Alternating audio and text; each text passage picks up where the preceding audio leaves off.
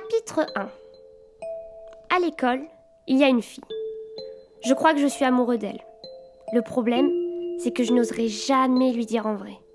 Du coup, j'ai décidé que j'allais devenir le plus grand écrivain du monde pour qu'elle tombe amoureuse de moi.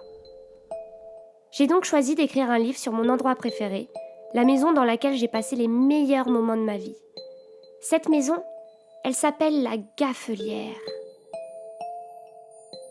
En me renseignant sur Internet, j'ai cru comprendre que de nombreux écrivains avaient un rapport assez intime avec ce liquide rouge que ma famille fabrique depuis plusieurs centaines d'années.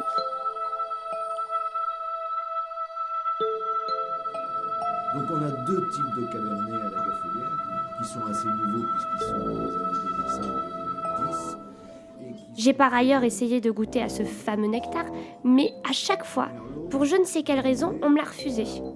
Je me suis consolée plus tard en lisant quelque part que la jeunesse est une ivresse sans vin. Or, moi je suis jeune, donc je suis ivre. Si ma mémoire est bonne, je crois qu'on appelle ça un syllogisme. Bon, la première étape pour devenir le plus grand écrivain du monde me semble acquise. Passons vite à la seconde. Pour devenir le plus grand écrivain du monde, il faut que j'aie de l'imagination. Je ne sais pas si vous le saviez, mais le nom de ma famille, Mallet, est un des plus anciens de France. Il me suffit donc de me balader dans les couloirs de la Gaffelière pour pouvoir me plonger dans plus de 11 siècles d'histoire et ainsi parvenir à acquérir la deuxième compétence nécessaire, l'imagination.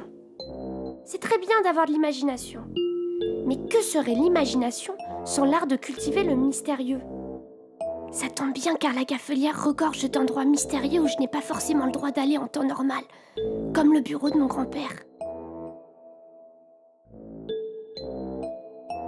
Qui dit endroit mystérieux dit forcément objet mystérieux. Et qu'y a-t-il de mieux pour voir les choses d'un autre œil que de regarder à travers les lunettes d'une personne âgée ? Vous saviez qu'il y a un secret caché à la Gaffelière ? Chut !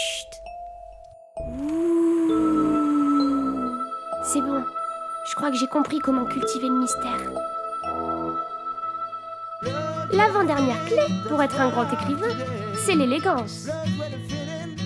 Et justement, l'élégance est un des maîtres mots de tout ce qui se fait à la Gaffelière.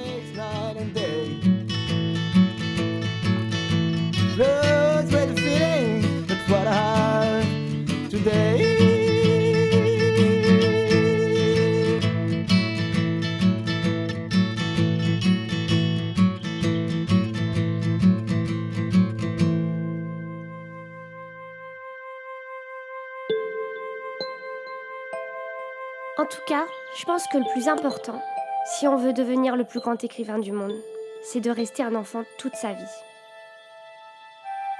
Ma tante Bérangère me dit souvent qu'il ne faut jamais cesser de voir de la magie dans tout ce qui nous entoure. Le terroir de la Gaffelière, c'est une mosaïque de 3 terroirs différents. On a cette molasse du Français au sud, Alors même si je n'arrive pas à devenir le plus grand écrivain du monde, je sais que ma famille sera toujours là pour moi. Car chez les Mallet, on a une devise. In arduis fortior. Ça signifie que nous ne baisserons jamais les bras car nous sommes plus forts dans la difficulté.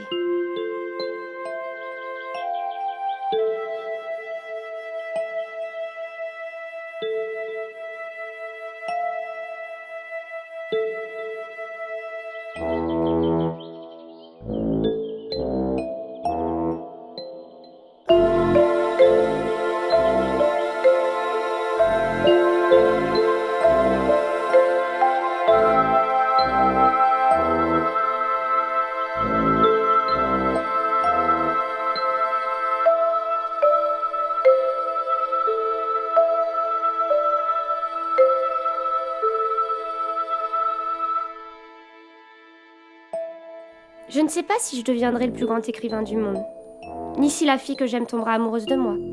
Mais ce dont je suis absolument certain, et bien que je ne l'ai jamais vraiment goûté, c'est que, pour moi, la Gaffelière, c'est vraiment le plus grand vin du monde.